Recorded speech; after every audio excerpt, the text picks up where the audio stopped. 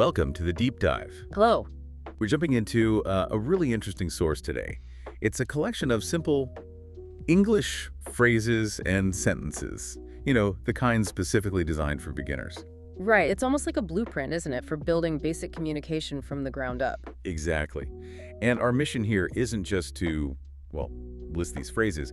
We want to dig into why these specific ones are chosen. Yeah, what are the core building blocks this source thinks are essential? And what does that prioritization tell us about, those very first steps in learning English, according to this material?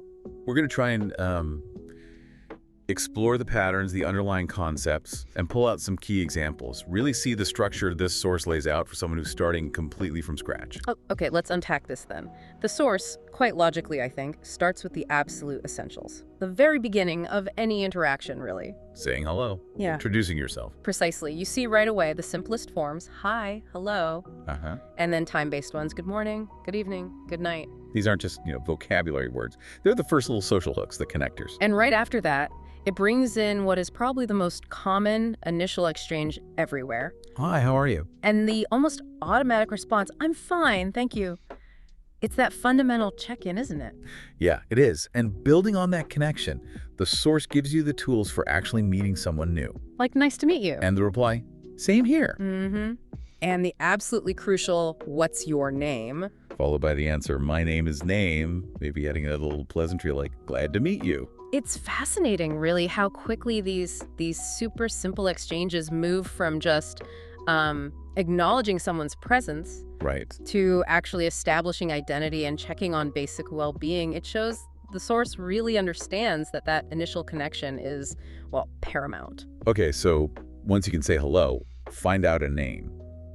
What's next on the list? Well, the source immediately pivots. It goes inward to expressing internal states. Basically how you're feeling. It kicks off with single adjectives, usually linked straight to I'm. So I'm happy, I'm sad, I'm tired. I'm excited, I'm nervous, I'm bored. I'm angry, I'm okay. It gives the learner immediate words for their emotional or physical state. Very direct. And it doesn't stop there. It quickly shows how to add just a little bit more context. Right, like I'm happy today. Or linking the feeling to a simple reason. Yeah, you see examples like, I'm sad because it's raining, or I'm tired after work. Oh, interesting. It introduces because right there. It does. A simple but powerful way to start showing cause and effect even at this basic level. That seems like a really smart move. Yeah. I mean, learning to say how you feel must be incredibly empowering early on. Definitely. And from feelings, the source naturally shifts to expressing preferences, what you like, and, well, what you don't like. Makes sense. So you get phrases like, I like, followed by a noun. Exactly. I like pizza, I like music, I like dogs, or even an action like I like watching movies, or I like learning English. And it builds on that slightly too, right? I think I saw longer examples. You did. Things like, I like pizza, it's my favorite food, or I like music, it helps me relax, so it's showing how to add a little extra detail or reason. And of course you need the opposite. Naturally. So you get, I don't like something. I don't like traffic, I don't like cold weather, or I don't like spicy food. This whole block, the feelings and the preferences, it's key. It quickly lets the learner move beyond just, identifying themselves or asking names. Yeah, they can start talking about their own actual experience and tastes. It personalizes the language immediately. Okay, so we can say hello, ask how someone is, talk about feelings, likes, dislikes. What's the next fundamental piece according to this source? It looks like describing actions and just, well, being. Ah, yes. Verbs. The source introduces a really core set of simple ones. Eat, sleep, go, come, walk, run, read, write. Bedrock actions, really. The stuff you do every day. And it shows how to use them in the most basic sentence structure. Subject verb. I eat breakfast, I go to work. I walk every day, I read books. It's immediately practical, isn't it, for just describing your day? Very. And crucially, the source really leans on the verb to be, specifically, I am. That's so fundamental in English. Absolutely. It shows I am for identity, I am a student. For location, I am at home. Or just to state, I am busy, I am happy, I am tired. It's the basic way to link yourself to a description. And what's quite interesting is how the source also introduces I am with the ing form of verbs, the present continuous. Right, to talk about actions happening right now. Exactly. I am learning English. I am cooking dinner, I am watching TV. It's such a versatile structure, and you mentioned we might see it pop up again later. We will, yes. Yeah. For talking to future plans, which shows how efficient this structure is. So these simple patterns, subject, verb, and subject to be, complement, or ing verb, they cover a huge amount of ground right from the start. They really do. Descriptive power, action power, all in these basic forms. Okay, so if you could express yourself a bit, the next logical step is getting information from others. Asking questions. Yeah. The source introduces those fundamental question forms. The essential W questions for that initial chat, I suppose. Pretty much. What is your name? Where are you from? How old are you? And what do you do? Meaning, your job or main activity. Plus that very direct one. Do you speak English? Can't forget that. These questions, they perfectly complement the greetings and introductions we saw earlier. They make it a two-way street, don't they? You can start gathering that basic but essential information about the person you're talking to. Right. Moving on, the source seems to step into more concrete details about the world, like numbers, time, calendar stuff. Yeah, grounding the learner. It starts simply with numbers, just presenting the digits 1 through 10. 1, 2, 3. Up to 10. And then shows how to use them right away for quantity. I have 3 books. There are 5 apples. Simple, practical application. Exactly. Then it lays out the days of the week. Monday, Tuesday, Wednesday. And the months of the year. January, February, etc. And shows how to use them in sentences to, structure time. Mm-hmm. I go to work on Monday. My birthday is in July. Placing events on the calendar. And crucially, for daily life, talking about the actual time. Yeah. It is 7 o'clock. It's 9:30. The meeting is at 3 p.m. All those essential time phrases. So what this section really does is give you the vocabulary and the structure to deal with the basic frameworks of daily life. Counting things, marking time, scheduling. It moves beyond just your internal state to placing yourself in, a world measured by time and quantity. Building right on that, the source provides language for describing your daily routine, your family, job, surroundings. It's like filling in the details of the learner's own personal context. Okay, so you see phrases for simple daily actions again, like I wake up, I eat breakfast, I go to work. But often linked to specific times now, based on the previous section. I wake up at 7 a.m. Ah, combining the elements. Exactly. And it introduces the word usually to talk about habits and routines. Well, that's useful. I usually wake up early. She usually drinks coffee. It's a simple adverb, but it adds a lot of descriptive power for talking about what you normally do. The source also brings in family talk. Yeah, this is my mother. I have 1 brother and 2 sisters. Or even describing them a bit, my mother is very kind. And talking about work or study? I'm a teacher. She works in a bank. They are students. Basic occupation descriptions. It covers describing your home too.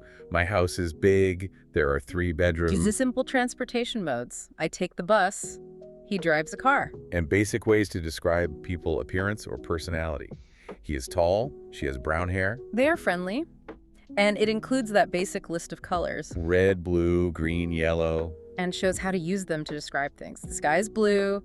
I like red apples. Pretty straightforward. Food comes up again too, but more about habits. Right. Preferences like I like rice, but also habits like I eat vegetables every day, or linking food to specific meals. I eat breakfast at 7 a.m. She likes to cook pasta for dinner. And weather descriptions. Can't have basic chat without the weather. Definitely not. It's sunny, it's rainy, it's cold today. Essential small talk. And finally, in this section, it looks like hobbies and sports. Yeah. I like reading. I enjoy swimming. I play football. Simple ways to talk about leisure activities. Wow, that's actually a pretty substantial section. Yeah. It really gives the learner the tools to paint a picture of their own life. Their personal world, their immediate environment. Using the simple sentences and vocabulary the source has provided up to that point. It's all about describing my world, as you say. Absolutely. So the next logical step, maybe, is navigating the physical world outside of yourself. Finding places, moving around. Makes sense. So the source introduces common places in town. Yeah, and how to talk about where they are. The bank is near, the school is far, using prepositions like the post office is next to the library. It also seems to touch on places to visit, or maybe travel plans. It's just lightly. Again, using simple structures. I want to go to New York. She loves Paris. We visited the museum. Even preferences like I love going to the beach. And crucially for navigation, directions. Oh, yes. Essential direction phrases. Go straight, turn left, turn right, stop here. And shows them combined sometimes. Right. In basic instructions, go straight and turn left at the store. So this segment really equips the learner with the language needed for, well, basic navigation, understanding where things are, giving and following simple directions. Moving into more practical interactions now, the source groups together phrases for asking for help, making requests, and just basic politeness. The functional stuff. Exactly. You see direct requests like, can you help me? And I need help. But also the slightly softer, more polite forms. Yeah. Could you please? Or would you mind opening the window? And specific requests like, can you pass the salt, please? Or can I ask you something? And then the absolute bedrock of polite interaction. The magic words. Please, thank you, you're welcome. Excuse me. Sorry. And the source shows them in context, like, thank you for your help. And for actual transactions, like shopping. Basic phrases are included there, too. How much is this? I want to buy this. So this is where the language becomes really functional for everyday tasks, interacting with others to get things done, or just be courteous. Definitely. Now, the source then takes a significant step beyond the immediate present. It introduces how to talk about the past. Tense change. How does it approach that? It starts with the past of to be, so was and were. Essential for describing past states or locations, I suppose. I was at home yesterday. Precisely. They were at the park. She was happy. And then action verbs in the past. Yes. Simple past tense verbs, often shown with a specific time marker. I ate breakfast. He went to school.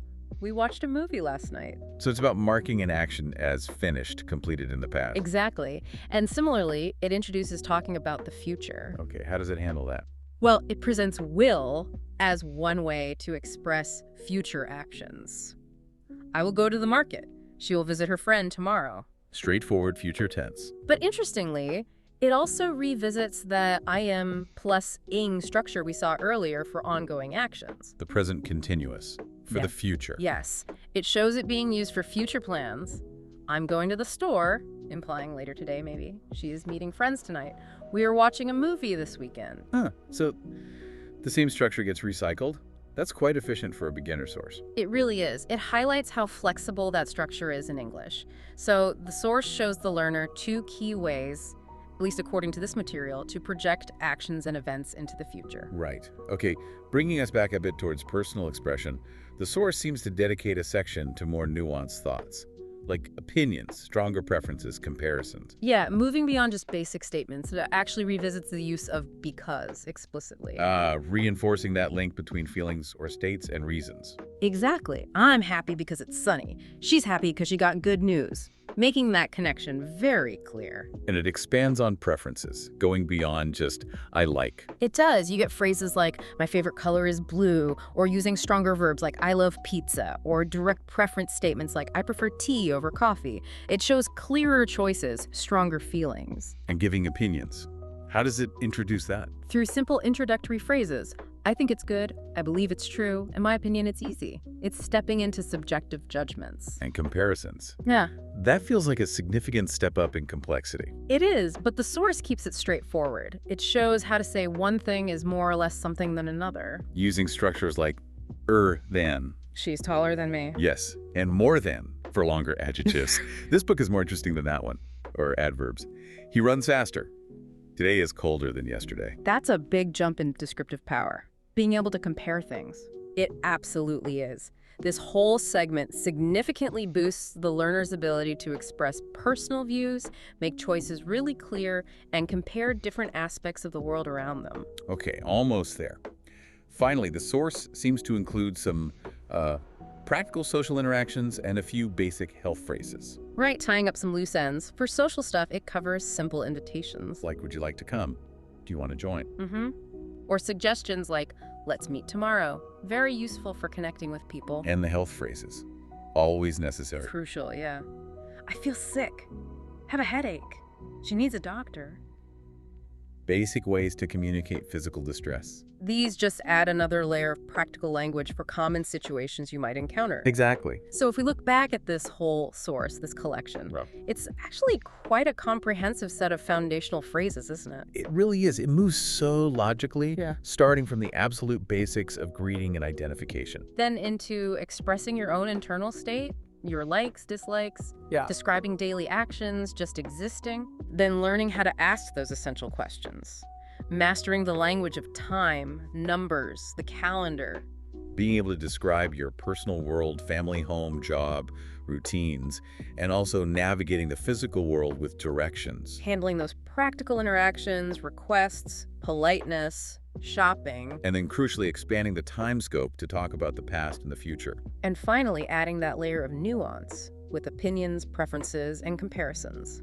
Yeah, this collection isn't just a random list of words and sentences. You can really see a clear step-by-step blueprint here. It is. It's designed to build communication skills across a really wide range of essential daily topics, piece by piece. Absolutely. And understanding these core building blocks, as they're laid out in this source, it gives a learner such immediate tools. And a clear path forward. It builds confidence, I think. It's not just about memorizing lists, like you said earlier. No, it's about gaining the actual ability to start unlocking entire areas of your life and your experience. Your feelings, your routine, your plans, what you observe. And beginning to share all of that in a new language, it's quite empowering when you think about it. It really is. And maybe consider this.